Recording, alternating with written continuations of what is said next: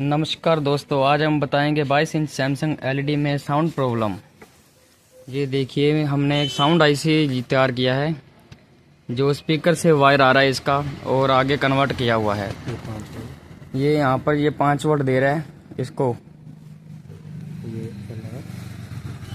ये इसका LR wire है जो आगे कार्ड को दिया हुआ है। ये आउटपुट स्पीकर है इसके जो साउंड आगे इसको देगा।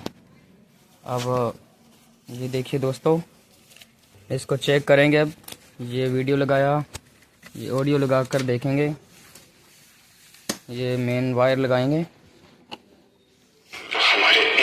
ये देखिए दोस्तों, साउंड आने लग गया है। हमारे रिश्ते का सबूत है। ये देखिए दोस्तों।